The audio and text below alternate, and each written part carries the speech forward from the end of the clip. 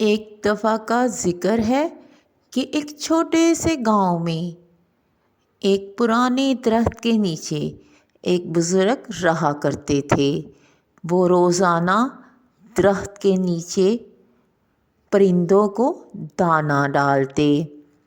لوگ اکثر ان کو دیکھتے اور حیران ہوتے کہ وہ ایسا کیوں کرتے ہیں، جبکہ درخت کے نیچے زیادہ تر پرندے تو موجود ہی نہیں ہوتے۔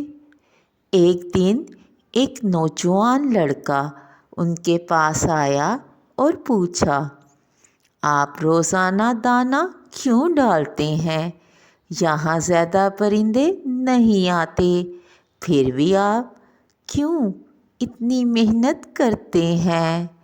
بزرگ مسکرا کر بولے، بیٹا، میں یہ دانہ ان پرندوں کے لیے نہیں بلکہ اپنے دل کے سکون کے لیے ڈالتا ہوں۔ جب ہم کسی کی مدد کرتے ہیں، چاہے وہ چھوٹے جاندار ہی کیوں نہ ہو، ہمیں اندر سے خوشی ملتی ہے اور اسی کی بدولت ہم اللہ کے قریب پہنچتے ہیں۔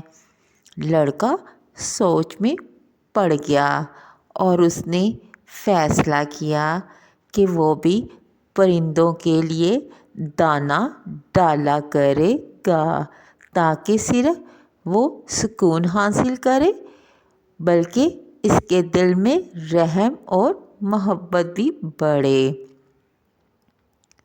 یہ کہانی بتانے کا مقصد یہ تھا کہ ہمیں دوسرے جانداروں کا خیال رکھنا اور ان کی مدد کرنا چاہیے۔ اس سے نہ صرف اللہ کی رضا حاصل ہوتی ہے بلکہ دل کو سکون بھی ملتا ہے۔